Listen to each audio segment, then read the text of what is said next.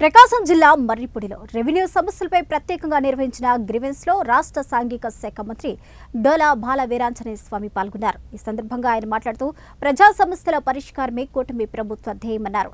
Revenue సమస్యల పరిష్కారం కోసం తానే స్వయంగా అర్జీలు స్వీకరిస్తున్నట్టు తెలిపారు. తనకు వచ్చిన ప్రతి అర్జీ పరిశీలించి పరిష్కరించేందుకు కృషి చేస్తామన్నారు. 49,000 కోట్ల నిధులతో అమరావతికి పునర్జీవం పోస్తున్నట్టు తెలిపారు.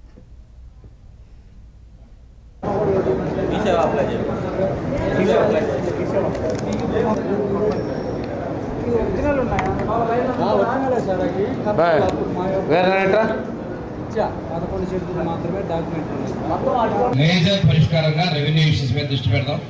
మిగిలిన అన్ని వ్యాధ్యాలను కూడా నేను స్వయంగానే తీసుకొని వాటన్నిటి కూడా పరిష్కరించే విధంగా చర్యలు తీసుకున్నాను. ఎందుకంటే జటిలంగా ఉన్నటువంటి సమస్యల్లో భూముల సమస్యలు ఎక్కువగా ఉన్నాయి.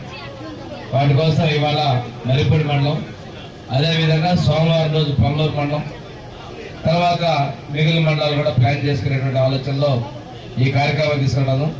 నిన్న తక్కువ సమయంలోనే మన అధికారులు కావచ్చు, ప్రజాప్రతినిధులు కావచ్చు, పార్టీ పరంగా వాళ్ళు కావచ్చు, అందరికీ కూడా సమాచారం ఇవ్వడం జరిగింది.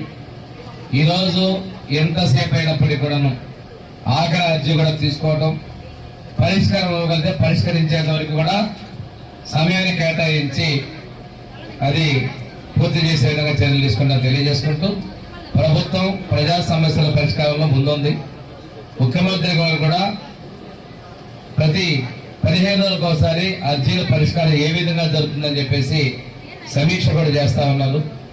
ప్రభుత్వం వచ్చిన తర్వాత మనం ఇచ్చేటువంటి ఎన్టీఆర్ భరోసా పెన్షన్ 4,000 రూపాయల దగ్గర నుంచి 15,000 రూపాయలు కావచ్చు, దీపం సిలిండర్ ఒకటి సంవత్సరానికి 3 గ్యాస్ సిలిండర్లు ఫ్రీగా ఇవ్వటం, దాంతోపాటు ఈరోజు మనం ఫ్రీ హోల్డ్ భూములకు సంబంధించినటువంటి సంక్లిష్టంగా ఉన్నటువంటి దాన్ని జీవనం కూడా మనం రద్దుపరచడం, ఇలాంటివన్నిటి కూడా టైటిల్కి సంబంధించి కూడా రద్దు చేయటం, ఇవాళనే ముందు తీసుకుంటూ రాతున్నాం.